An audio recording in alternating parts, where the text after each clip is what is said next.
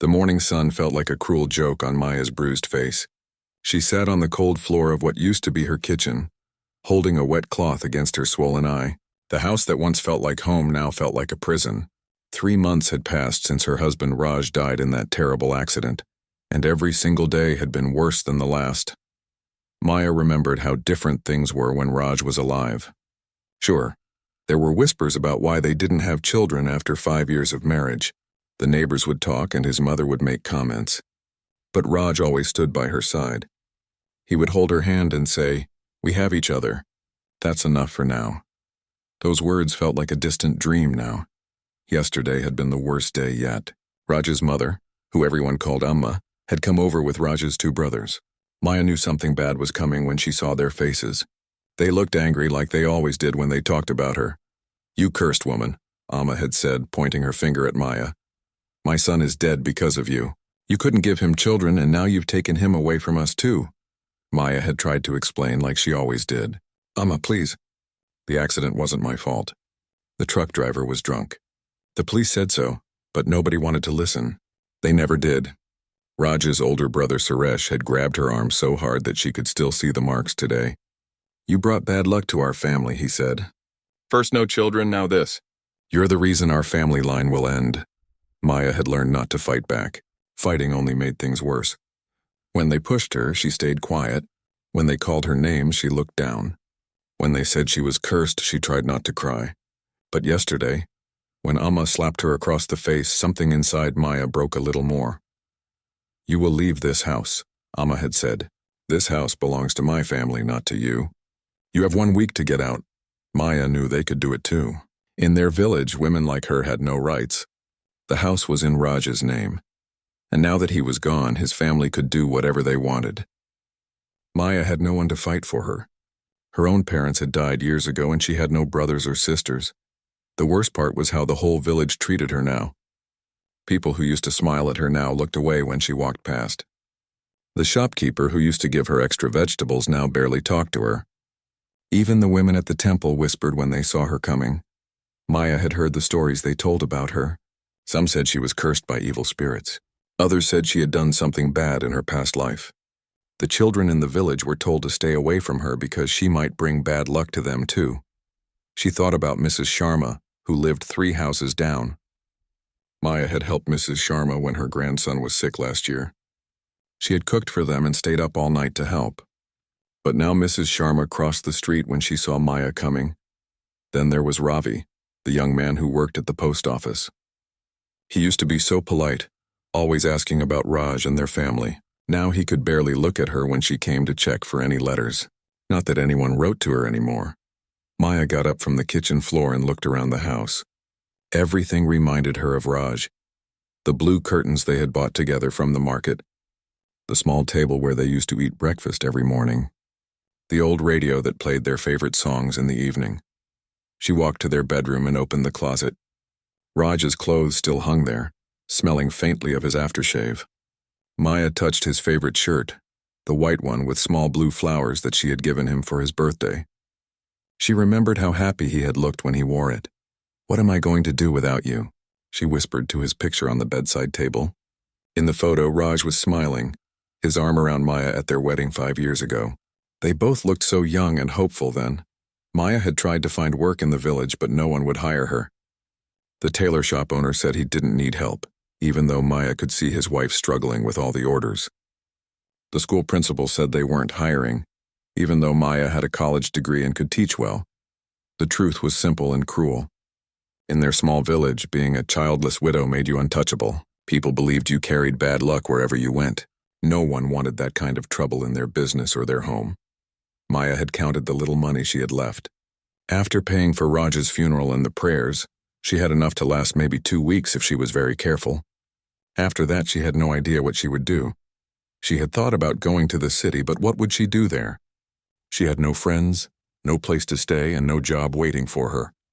At least in the village, she knew which houses might give her some work washing dishes or cleaning floors. The sound of footsteps outside made Maya's heart race. She peeked through the window and saw Suresh walking toward her house with 2 other men she didn't recognize. They looked rough, like the kind of men who solved problems with their fists instead of words. Maya quickly moved away from the window and sat on the floor again. She had learned that it was better to look small and harmless when angry men came to her door. Maybe they would just shout at her and leave. The door opened without a knock. Maya kept her head down and tried to make herself invisible. "Time's up," Suresh said in a cold voice. "We gave you a week, but we've changed our minds. You leave today." One of the other men laughed. "Look at her, sitting there like a scared mouse. This is the woman who brought down the whole family." Maya wanted to stand up and defend herself. She wanted to tell them that she had loved Raj more than anything in the world. She wanted to say that she would have given anything to have his children. But she knew that words wouldn't help her now. "Please," she said quietly, still looking at the floor. "Just give me 2 more days. I'll find somewhere to go." 2 more days? Suresh kicked at a small stool near Maya, making her jump. "You've had 3 months to figure this out. We're done being patient with you." The second man started picking up things from around the house. Maya's heart broke as she watched him grab the small clock that Raj had bought for their first anniversary. Then he took the picture of Maya and Raj from the shelf. "These belong to the family now," the man said. "You can take your clothes and nothing else." Maya felt tears starting to come, but she forced them back. Crying would only make these men angrier. She had learned that lesson the hard way over the past few months. "The truck will be here in 1 hour," Suresh said. "Whatever you can carry, take it. Everything else stays here." As the men left, Maya sat in the silence of the house that was no longer hers. She looked around at the life she was being forced to leave behind. The kitchen where she had cooked Raj's favorite meals. The living room where they had talked about their dreams for the future. The garden where she had planted jasmine flowers because Raj loved their smell. Maya slowly got up and went to pack her few belongings. She had one small bag that had belonged to her mother. Into it she put 2 saris, some old photos of her parents and the small gold bracelet that Raj had given her on their wedding day. Everything else that mattered was being taken away from her. As she packed, Maya thought about the future that stretched ahead of her like a dark, empty road. She had no home, no family, no job, and no hope. The village elders had made it clear that she was not welcome anywhere in their community. Maya had heard stories about women like her who ended up begging on the streets of the big cities. Some became servants in houses where they were treated badly. Others just disappeared and no one ever asked what happened to them. She closed her bag and took one last look around the house. 5 years of marriage, 5 years of trying to build a life with Raj, and now it was all gone. Maya picked up the small photo of her parents that she had kept on the kitchen shelf. In the picture, they were holding hands and smiling. Maya wondered what they would think if they could see her now. The sound of a truck outside told Maya that her time was up. She walked to the door, taking small, slow steps. Each step felt like she was walking away from everything she had ever known or loved. Outside, Suresh was waiting with his arms crossed. "Hurry up," he said. "We don't have all day." Maya climbed into the back of the truck with her small bag. As the truck started moving, she watched her house get smaller and smaller until it disappeared completely. She was leaving behind the only life she had ever known, with no idea where she was going or what would happen to her. The truck stopped at the edge of the village, near the old bus stop that nobody used anymore. "This is far enough," the driver said. "Get out here." Maya stood alone on the dusty road with her bag, watching the truck drive away. The sun was getting hot, and she had no idea which direction to walk. In the distance, she could see other villages, but she didn't know if they would be any more welcoming than the one she had just left. Maya started walking, one foot in front of the other, because that was the only thing she knew how to do. Behind her was a life that had been taken away. Ahead of her was uncertainty, loneliness, and fear. But somewhere deep inside, a small voice told her to keep moving. Maybe, just maybe, there was something better waiting for her down this long, dusty road. 3 weeks had passed since Maya left her village, and they had been the hardest weeks of her life. She had walked from village to village, sleeping under trees and old bus stops, or sometimes in the corners of temple courtyards when the priests weren't watching. Maya had found small jobs here and there. She washed dishes at a roadside restaurant for 2 days until the owner's wife decided Maya brought bad luck because a customer got sick. She cleaned floors at a small shop for a week until the owner heard rumors about her from some visitors from her old village. The worst part wasn't the hunger or the tiredness. It was the way people looked at her.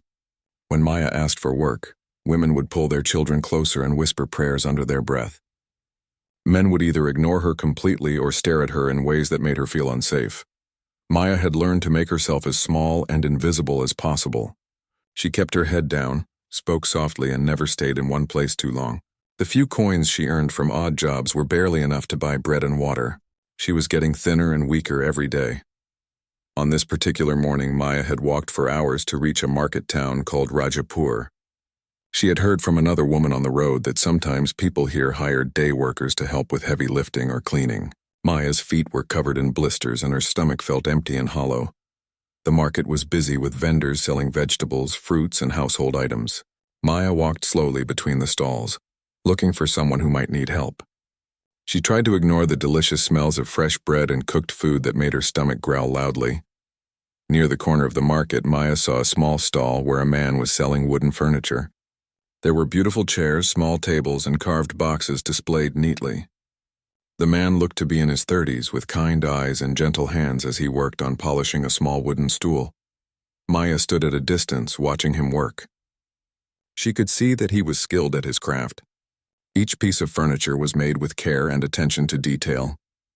Next to him sat a young girl, maybe 7 or 8 years old, doing her homework on a small wooden table. "Papa, I can't understand this math problem," the little girl said, looking up from her notebook. The man, who Maya guessed was named Arjun based on what the girl called him, put down his polishing cloth and sat next to his daughter. "Let me see, Priya," he said gently. "We'll figure it out together." Maya watched as the father patiently explained the math problem to his daughter. His voice was calm and encouraging, never frustrated or angry. It reminded Maya of how her own father used to help her with homework when she was little. Maya realized she had been staring and started to walk away, but suddenly everything went black.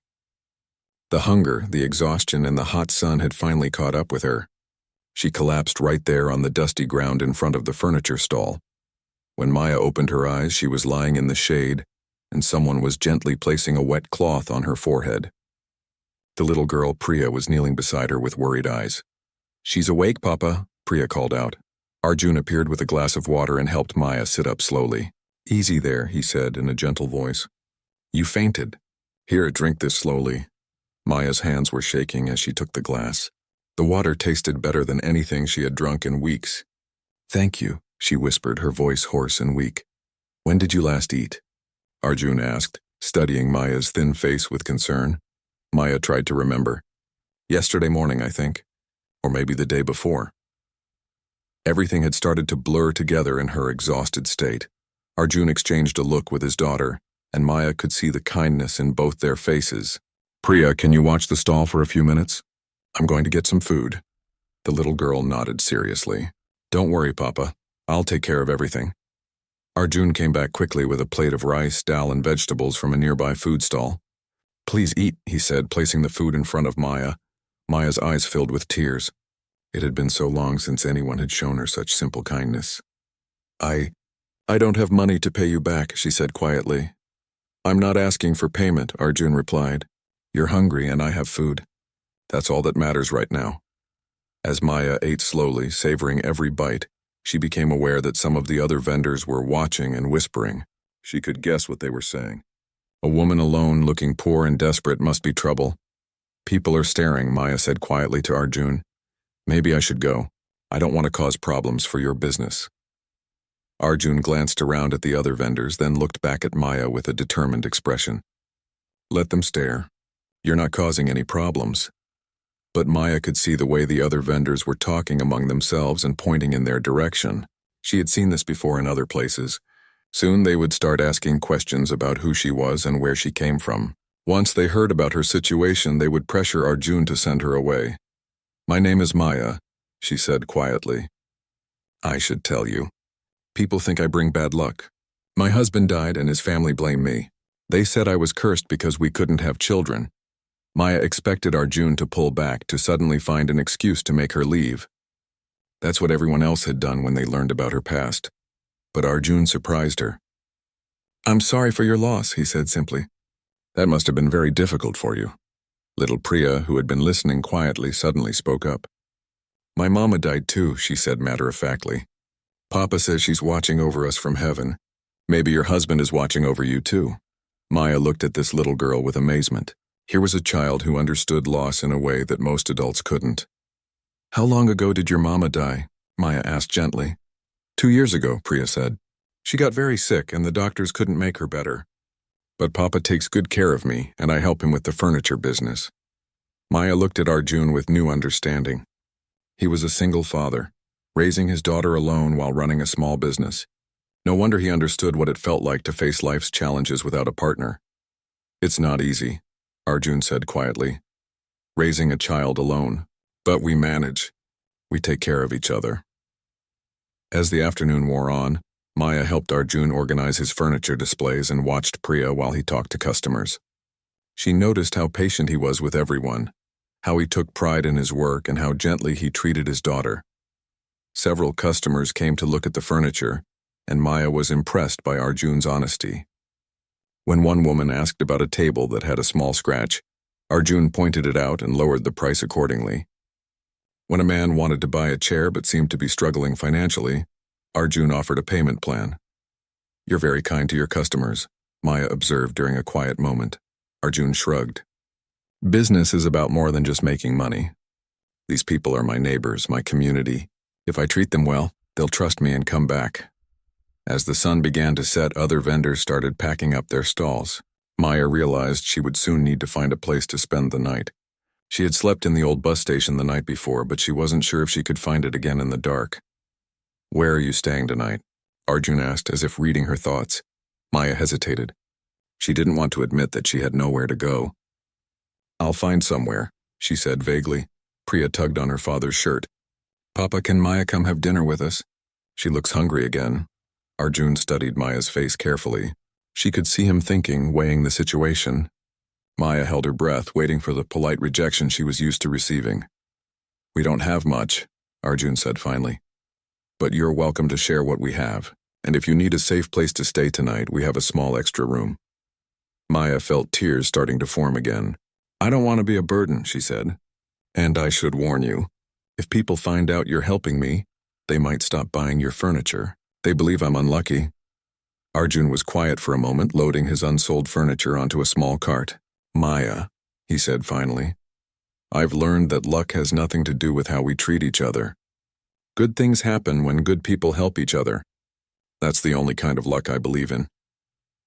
As they walked through the narrow streets toward Arjun's house, Maya felt something she hadn't felt in months. Hope.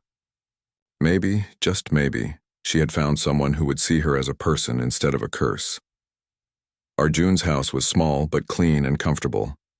It had 2 bedrooms, a tiny kitchen, and a main room where Priya did her homework and Arjun worked on smaller furniture pieces in the evenings. "The extra room is where I store wood and tools," Arjun explained. "But we can clear it out and put down some bedding. It's not fancy, but it's safe and dry." "It sounds perfect," Maya said, and she meant it. After weeks of sleeping outside, even a storage room felt like a palace.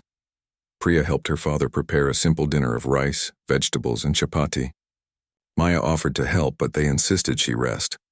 As they ate together, Maya watched the easy affection between father and daughter. Priya told them about her school day, and Arjun listened with genuine interest to every detail. "Maya, do you know how to read?" Priya asked suddenly. "Yes, I do.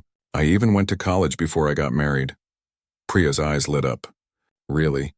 Maybe you could help me with my homework sometimes. Papa is very smart, but he gets confused with the new math they teach us at school." 6 weeks had passed since that day Maya collapsed in the market, and her life had changed in ways she never could have imagined.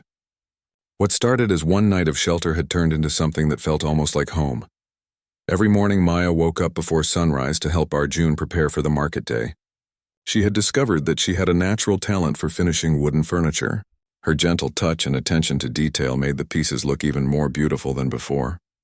"Look at this," Arjun said one morning, holding up a small jewelry box that Maya had spent the previous evening polishing and decorating with tiny carved flowers. "I've never seen my work look this good." Maya blushed at the compliment.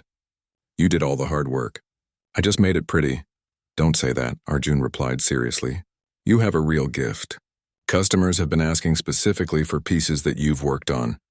It was true. Word had spread in the market about the beautiful finishing work being done at Arjun's stall. Maya had learned to stay in the background. partly to avoid gossip and partly because she was still afraid of drawing too much attention to herself. But the other vendors had begun to accept her presence. Mrs. Kumari, who sold vegetables, often gave Maya extra tomatoes or onions at the end of the day. Old Mr. Gupta, who sold brass items, had even asked Maya to help polish some of his pieces when he was too busy. "You've become part of the market family," Arjun told Maya one afternoon as they packed up their stall. "People trust you now." Maya wasn't sure she believed it completely, but she had to admit that life felt more stable than it had in months. She had regular meals, a safe place to sleep, and work that gave her purpose. The biggest change in Maya's life, though, was her relationship with little Priya. The 8-year-old had attached herself to Maya from the very first day, and Maya found herself caring for the child in ways that felt natural and right. Every afternoon when Priya came home from school, she would run straight to Maya for help with homework. Maya had discovered that she loved teaching and Priya was an eager student. "Maya, auntie, can you explain this story to me?" Priya would ask, climbing onto Maya's lap with her schoolbook. Maya's heart would melt every time Priya called her auntie. In their culture, it was a sign of respect and affection, like calling someone family. "Of course," Maya would say, opening the book. "Let's read it together." They would sit for hours, reading stories, practicing math problems, and talking about everything that was happening in Priya's young life. Maya learned about Priya's best friend at school, her favorite teacher, and her dreams of becoming a doctor when she grew up. "My mama wanted to be a doctor too," Priya told Maya one evening as they cooked dinner together. "Papa says I'm just like her." Maya looked at Arjun, who was working on a chair in the corner of the room. She could see the sadness in his eyes whenever Priya mentioned her mother, but also the love and pride he felt for his daughter. "Tell me about your mama," Maya said gently. Priya's face lit up. She was very smart and very beautiful. She used to sing to me at bedtime, and she made the best kheer in the whole world. Papa tried to make it once, but it was terrible. Priya giggled at the memory. "Hey, I heard that," Arjun called from across the room, but he was smiling too. "It's true, Papa. Your kheer was like eating sweet rice soup." Maya found herself laughing along with them. These moments of family warmth were something she had missed more than she realized. During her marriage to Raj, she had always hoped they would have children to fill their home with this kind of joy. "Maya, auntie, can you teach me to make kheer like my mama used to?" Priya asked. Maya felt a moment of uncertainty. She didn't want to try to replace Priya's mother or take over memories that belonged to someone else. But when she looked at Arjun, he nodded encouragingly. "I would love to teach you," Maya said. "We can make it together this weekend." As the weeks passed, Maya found herself taking on more responsibilities around the house.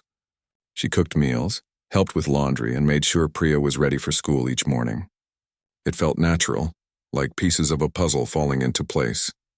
But the more comfortable Maya became, the more confused she felt about her feelings. She had started to notice things about Arjun that had nothing to do with his kindness to her. The way he hummed while he worked, the patience he showed when teaching Priya new things, the gentle way he spoke to customers, especially elderly people, who took a long time to make decisions. One evening, Maya was helping Arjun sand a new table when their hands accidentally touched as they reached for the same piece of sandpaper. The moment lasted only a second, but Maya felt her heart skip in a way that both thrilled and terrified her. "Sorry," she said quickly, pulling her hand back. "No problem," Arjun replied. But Maya noticed that his cheeks looked a little red, too. Maya tried to push these feelings away. She was living in Arjun's house because he was kind and generous, not because he had romantic feelings for her. She was a widow with a reputation for bringing bad luck. What man would want to complicate his life with someone like her? But sometimes Maya caught Arjun looking at her with an expression she couldn't quite read. When she served him dinner, his smile seemed warmer than necessary. When she helped Priya with homework, she could feel his eyes on her, watching the gentle way she treated his daughter. The turning point came on a Thursday evening in October. Priya had been complaining of a headache all day, but Maya and Arjun thought it was just stress from a big test at school. By evening, however, Priya had developed a high fever and was having trouble breathing. "We need to get her to the doctor immediately," Arjun said, his voice tight with worry. Maya helped wrap Priya in blankets while Arjun ran to get an auto rickshaw. The little girl was burning with fever and barely conscious.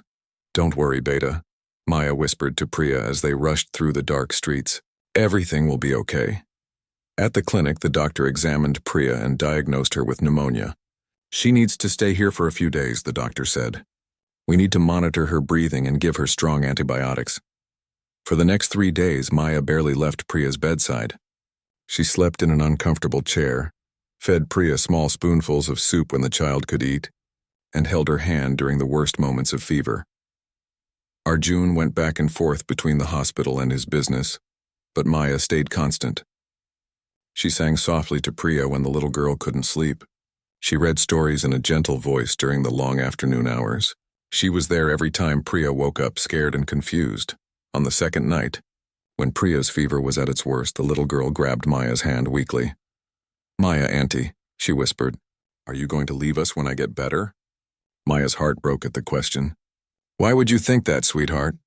"Because everyone leaves," Priya said, tears running down her hot cheeks. "My mama left, and now I'm afraid you'll leave too." Maya looked across the room at Arjun, who was pretending to sleep in another chair. She could see from his breathing that he was awake and listening. "Priya," Maya said softly, "I'm not going anywhere. I promise." "Really? You'll stay and be part of our family?" Maya felt tears starting in her own eyes. "If your papa doesn't mind, I would love to be part of your family." She heard Arjun's breathing change and knew he had heard every word. On the third day, Priya's fever finally broke. The doctor said she was out of danger and could go home the next morning. Maya felt like she could breathe properly for the first time in days. That evening, after Priya had fallen into a peaceful sleep, Arjun walked Maya to the hospital cafeteria for some tea. "I need to thank you," he said as they sat at a small table. "What you did these past 3 days, staying with her, caring for her like she was your own daughter. I'll never forget it." "I didn't do anything special," Maya replied. "I love her. When someone you love is sick, you stay with them." Arjun was quiet for a moment, stirring his tea thoughtfully. "Maya, can I ask you something?" "Of course." "When you told Priya you wanted to be part of our family, did you mean it?" Maya felt her heart start beating faster. "Yes, I meant it. But I understand if it's complicated. I'm a widow and people talk." "I don't care what people say," Arjun interrupted gently. "These past few weeks watching you with Priya, seeing how you've made our house feel like a real home again. Maya, you've brought so much happiness into our lives." Maya didn't know what to say. She had hoped for these words but never really believed she would hear them. "Priya lost her mother when she was 6. Arjun continued. "I've tried my best to be both parents to her, but I can see how much she needs a mother figure in her life. And watching you together, it's like you were meant to be her mother. She's an amazing little girl," Maya said. "Any woman would be lucky to be her mother. And any man would be lucky to have you as part of his family," Arjun said quietly. They sat in silence for a few minutes, both understanding that something important had just been said without being said directly. "What do we do now?" Maya asked finally. "We take it one day at a time," Arjun replied. "We see where this path leads us. But Maya, I want you to know that what started as helping a stranger has become something much more important. You're not just staying in our house anymore. You're home." When they returned to Priya's room, the little girl was awake and looking much better. Winter had arrived in Rajapur, bringing cool mornings and the sweet smell of jasmine flowers blooming in every garden. For Maya, it felt like a new season in more ways than one. 3 months had passed since Priya's illness, and the bond between the three of them had grown stronger every day. Maya had fallen into a routine that felt as natural as breathing. She woke early to prepare breakfast and pack Priya's lunch for school. During the day, she worked alongside Arjun in his workshop, learning new techniques and adding her artistic touch to his furniture. In the evenings, she helped Priya with homework and prepared dinner while Arjun finished his projects. To anyone watching from the outside, they looked like a happy family. But Maya knew that the feelings growing in her heart were more complicated than they appeared. She had started to notice everything about Arjun. The way his eyes crinkled when he smiled at something Priya said. How he always made sure Maya had enough food on her plate before serving himself. The gentle way he corrected Priya when she made mistakes. Never with anger, always with patience. Maya found herself looking forward to the quiet moments they shared in the workshop. Arjun had been teaching her more advanced woodworking techniques, and sometimes their work required them to stand close together. "Hold the wood steady here," Arjun would say. placing his hand over hers to guide her movements. "Feel how the grain runs in this direction?" Maya would nod, trying to focus on the lesson instead of the warmth of his hand on hers. But it was becoming harder and harder to ignore the way her heart raced whenever he was near. The problem was that Maya couldn't tell if Arjun felt the same way. He was kind to her, yes, but he was kind to everyone. He treated her like family, but maybe that's all she would ever be to him, like a sister or a helpful friend. Maya was also afraid of her own feelings. After everything she had been through, the idea of loving someone again felt both wonderful and terrifying. What if she opened her heart and got hurt again? What if she misunderstood Arjun's kindness for something more? And then there was Priya to consider. The little girl had clearly bonded with Maya and often talked about wanting Maya to be her real mama. But what if Maya and Arjun tried to build a romantic relationship and it didn't work? Would Priya be hurt all over again? These thoughts kept Maya awake many nights, staring at the ceiling of her small room and wondering what the right thing to do was. The first hint that Arjun might share her feelings came on a busy Saturday in the market. Maya was helping a customer choose between two different tables when she heard raised voices from a nearby stall. "That's the woman I was telling you about," someone was saying loudly enough for half the market to hear. "The cursed widow. She's living with that furniture maker now." Maya's blood ran cold. She recognized the voice. It was Gopal, a man from her old village who sometimes came to Rajapur to sell grain. "I heard she couldn't give her first husband any children," Gopal continued, clearly enjoying the attention he was getting from other vendors. "And then he died in that terrible accident. Now she's trying to trap another poor man." Maya felt all eyes in the market turning toward her. The customer she had been helping stepped backward, suddenly uninterested in buying anything from their stall. "Maybe we should be careful," the customer whispered to her friend. "If what that man says is true." Maya wanted to disappear into the ground. All the acceptance she thought she had gained in the market felt like it was crumbling around her. She could see other vendors whispering and pointing, and several customers started walking away from their stall. But then Arjun stepped forward, his voice clear and strong. "Excuse me," he said to Gopal, "but I think you're confused about something." Gopal turned around with a smug expression. "Am I? I know all about this woman. She brings nothing but trouble wherever she goes." "The only trouble I see here," Arjun said calmly but firmly, "is someone spreading unkind gossip about a good woman who has done nothing wrong." The market had gone quiet. Everyone was listening to see what would happen next. "Maya is a skilled craftswoman who helps my business," Arjun continued. "She's kind to my daughter and hardworking in everything she does. If you have a problem with that, then you have a problem with me." Gopal looked surprised. He clearly hadn't expected anyone to defend Maya so publicly. "You don't understand," Gopal said, lowering his voice slightly. "This woman is bad luck. Ask anyone from her village." Her husband died in an accident," Arjun interrupted. "Accidents happen to good people and bad people alike. They have nothing to do with luck or curses or any of the nonsense you're spreading." Maya felt tears starting to form, but these were different from the tears of shame and pain she had cried so many times before. These were tears of gratitude and something that felt like love. Old Mrs. Kumari, the vegetable seller, suddenly spoke up. "Arjun is right. Maya has been nothing but helpful and polite since she's been here. She helped me when my grandson was sick, and she's never asked for anything in return. And she fixed my display case when it was broken," added Mr. Gupta. "Did beautiful work too." One by one, other vendors began speaking up in Maya's defense. Maya realized that she had been more accepted in the community than she knew. Gopal looked around at all the faces staring at him disapprovingly. "Fine," he muttered. "But don't say I didn't warn you when the bad luck starts." He gathered his things and left the market, but not before giving Maya one last, nasty look. As the crowd dispersed and normal market activity resumed, Maya found herself alone with Arjun behind their stall. "You didn't have to do that," she said quietly. "Now people will associate you with the gossip too." Arjun turned to face her fully. "Maya, do you really think I care what ignorant people say about you?" "About us?" The way he said us made Maya's heart skip a beat. "But your business," and she started to say. "My business will be fine," Arjun said. "And even if it wasn't, some things are more important than money." They stared at each other for a long moment, and Maya felt like something had shifted between them. Arjun had defended her publicly, claimed her as part of his life in front of everyone. That had to mean something, didn't it? That evening, after Priya had gone to bed, Maya and Arjun sat together in their small living room. Maya was mending one of Priya's school uniforms and Arjun was sketching designs for new furniture pieces. "Maya," Arjun said suddenly, putting down his pencil, "can we talk about what happened today?" Maya's hands stilled on the sewing. "What about it?" "I want you to know that I meant every word I said. You're not just someone who helps with my business or takes care of Priya. You're—" He paused, seeming to struggle with the words. "I'm what?" Maya asked softly. "You're the person who made our house feel like a home again," Arjun said. "You're the person who brought laughter back into Priya's life.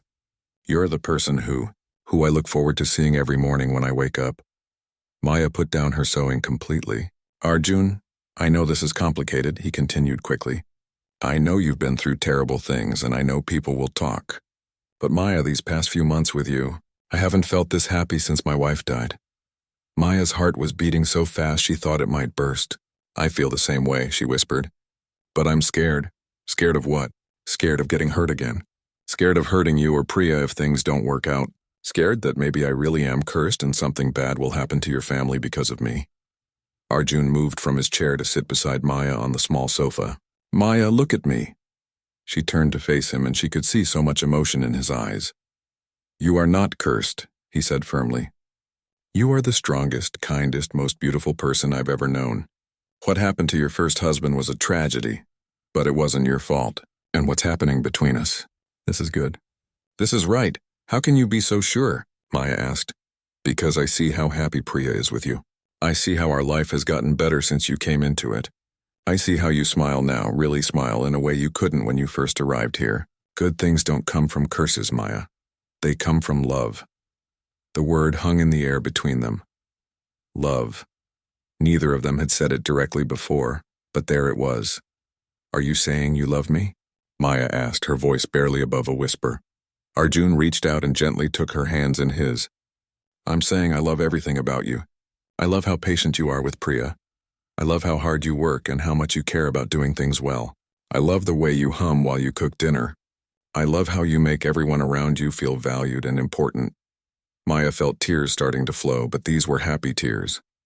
"I love you too," she said. "I tried not to because I was afraid, but I can't help it.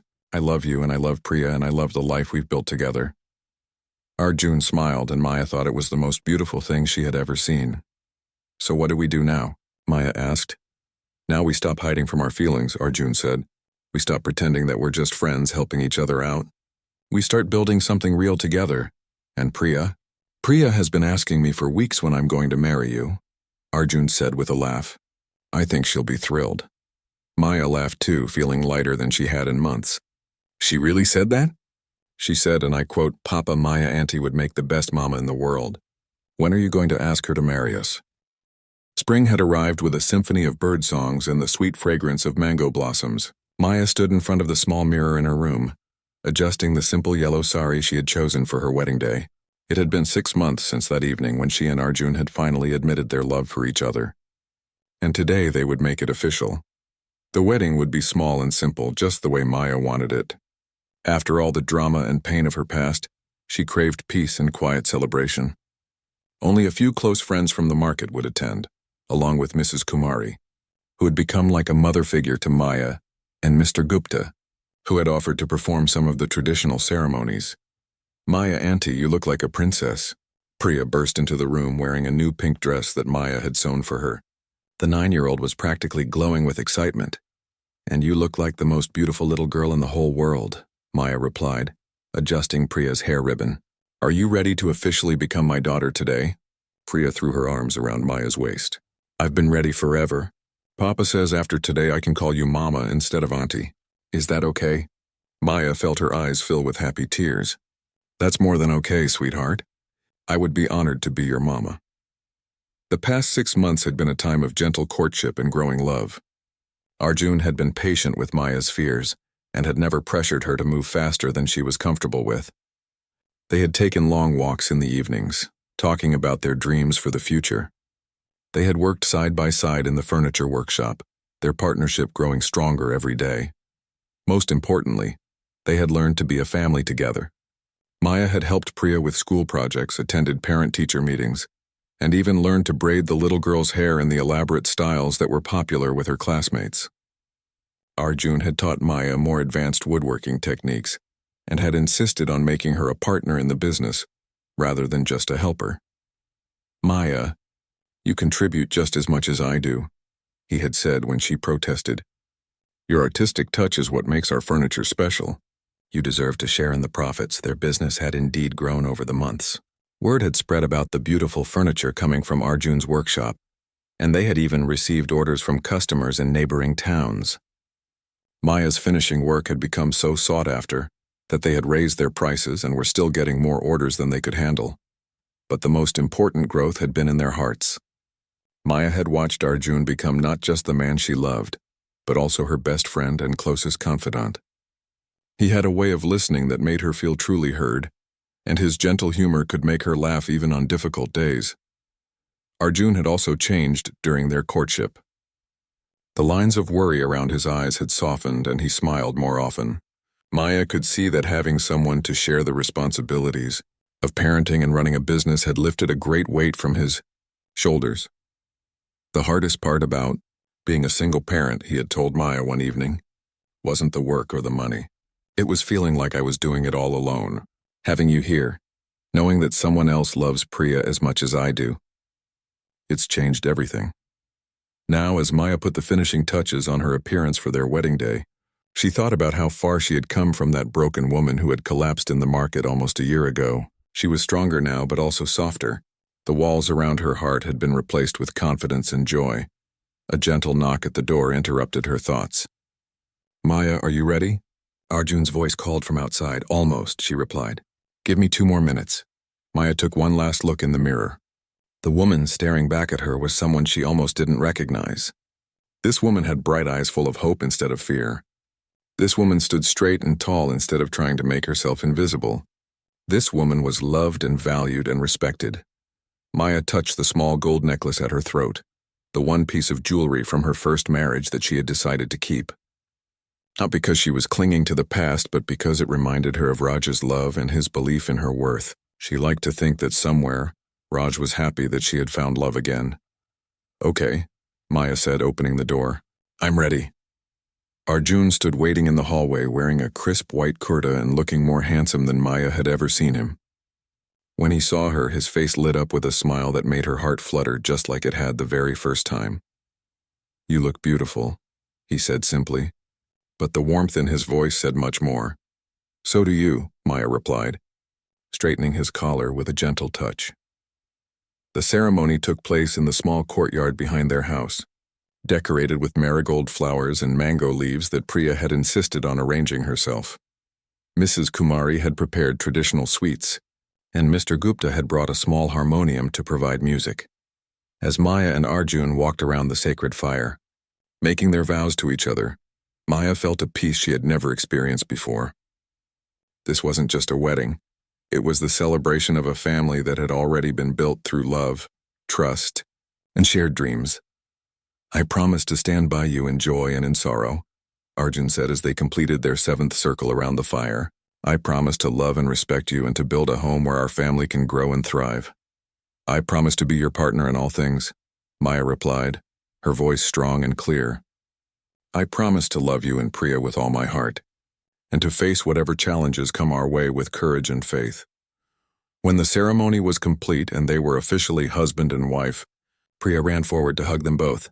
"Now we're a real family," she announced happily, and everyone laughed and cheered. The celebration continued late into the evening with music and dancing and stories shared by their friends. Maya had never felt so surrounded by love and acceptance. These people had seen her at her lowest point and had chosen to embrace her anyway. As the guests began to leave, Mrs. Kumari pulled Maya aside. "I want you to know something," the older woman said seriously. "When you first came here broken and afraid, I wasn't sure what to think. But watching you these past months, seeing how you've built this beautiful life, you've shown all of us what real strength looks like." Maya hugged Mrs. Kumari tightly. "You and everyone here gave me a chance when no one else would. I'll never forget that kindness." Later that night, after Priya had finally fallen asleep in her room, Maya and Arjun sat together on their small porch. looking up at the stars. Do you think we'll be happy? Maya asked, leaning against Arjun's shoulder. We're already happy, Arjun replied, wrapping his arm around her. The question is, how much happier can we become? Maya laughed. I used to think I had used up all my chances at happiness. I thought my life was over when Raj died and his family threw me out. And now I think maybe life gives us second chances when we're brave enough to take them. When we're willing to believe that we deserve good things. They sat in comfortable silence for a while, both thinking about the journey that had brought them to this moment. Arjun, Maya said eventually, there's something I want to tell you. What is it? Maya took a deep breath. I want to start a small business helping other women like me. Women who have lost their husbands and have nowhere to go. I want to teach them skills like woodworking and tailoring so they can support themselves.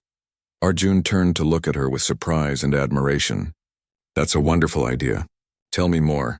I've been thinking about it for months, Maya continued, growing excited as she shared her dream. There are so many women out there who are going through what I went through.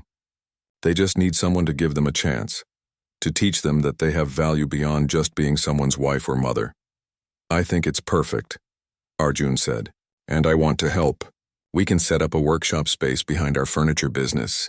I can teach woodworking and you can teach finishing techniques and design. Maya felt tears of gratitude welling up. Even now, Arjun continued to surprise her with his support and belief in her abilities. There's something else, Maya said quietly.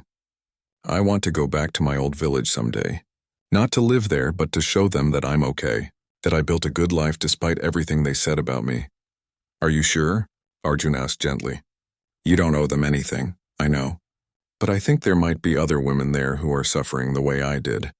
Maybe seeing that it's possible to escape and thrive will give them hope. Arjun kissed the top of Maya's head. Then we'll go together. You, me, and Priya. We'll show them what a strong, successful family looks like. As if summoned by their conversation, Priya appeared in the doorway, rubbing her sleepy eyes. Mama, Papa, I can't sleep. Can I sit with you for a little while? Maya's heart swelled at hearing Priya call her Mama for the first time. Of course, sweetheart. Come here.